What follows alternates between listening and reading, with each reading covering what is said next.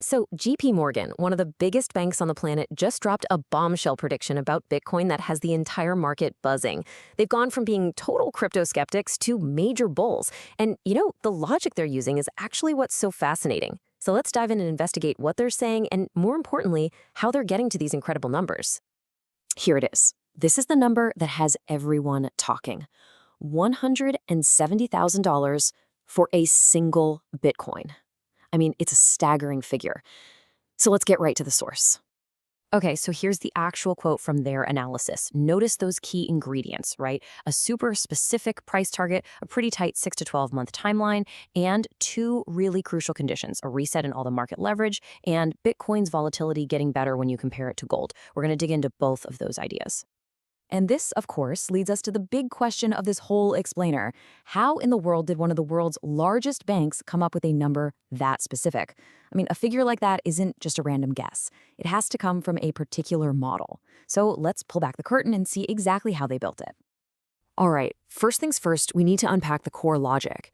What market conditions did JP Morgan's analysts see that made them think, yeah, this massive price jump is actually on the table? So JP Morgan's whole argument starts right here. They're basically saying that Bitcoin's recent dip was a huge deleveraging event. Think of it like a big cleanse. A ton of risky, borrowed money just got flushed out of the system. A key metric they look at for this, open interest in perpetual swaps, is now back to normal. And with all that excess risk gone, they're arguing that Bitcoin is looking way more attractive and way more stable to big investors. And this is where it gets really interesting. The absolute heart of their entire calculation, the whole thing, it all comes down to a direct showdown: Bitcoin versus gold. And this isn't just a catchy phrase, it is the literal foundation of their financial model. Now, to really get their model, we've got to wrap our heads around this term, risk-adjusted basis. Look, big-time money managers, they don't just chase the highest returns. It's a balancing act, right? They're always trying to weigh an asset's risk, how wild its price swings are, against what they could potentially make. It's all about getting the best bang for your buck with the least amount of risk. Now check this out. This table tells a really wild story. For decades, gold was the old reliable, the safe bet, right? The safe haven asset. But look what's been happening lately. Gold's volatility, it's actually going up. And at the same time, Bitcoin's is coming down. Now, if you're a portfolio manager managing billions of dollars, that is a massive flashing signal. The safe asset is getting riskier, and the so-called risky asset is actually getting more stable. And that's the absolute kicker. This whole shift in volatility, it's basically a green light for the big institutions. To rebalance their portfolios and manage risk, they now have a perfect mathematical justification to move capital out of the thing that's getting shakier, gold, and into the one that's getting stronger, Bitcoin. Okay, so here's the magic formula. Let's break down how they got to that exact number. Step 1, they look at all the private investment money sitting in gold, and that's a whopping $6.2 trillion. Step 2, they measure how much more volatile Bitcoin is right now compared to gold. The number is 1.8x. So for step 3, they do some simple math. They take gold's huge market cap and divide it by that volatility factor. And boom, you get a theoretical risk-adjusted market cap for Bitcoin of $3.44 trillion. And what does that mean per coin? You guessed it, $170,000. Okay, but hold on. Whenever a Wall Street giant starts singing praises this loudly, you gotta raise an eyebrow, right? You have to be a little skeptical. Is this a real, genuine analysis, or is there maybe something else at play here?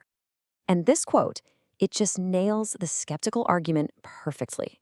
The cynical thinking is, come on, you can't trust these guys.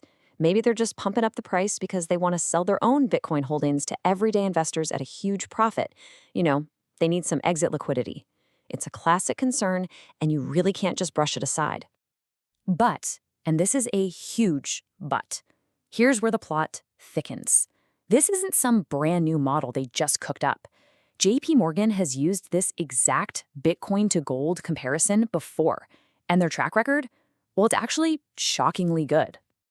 Just look at this timeline. It's pretty wild. Back in August, they used this same model to call for a price of $126,000. And guess what? Just 39 days later, Bitcoin hit that exact target. Nailed it. And you can see as the price of gold has shifted, they've been updating their target, which is what brings us to the current 170K number. The point is, this isn't just theory. They've already got one correct prediction in the books using this very same logic. So this brings us to the final, and honestly, the most important question. Let's just park the skepticism for a second and play this out. What if they're right? Again? What would a $170,000 Bitcoin actually mean for the entire crypto space?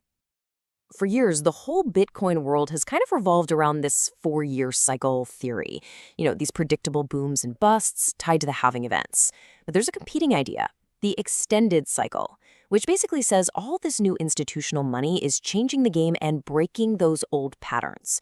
And JP Morgan's prediction? It puts them squarely in that second camp. And that right there is the mic drop moment.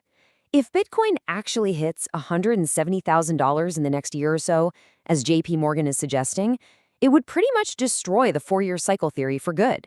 It would be the proof that we are in a totally new ballgame, a new extended cycle, driven by the big financial players.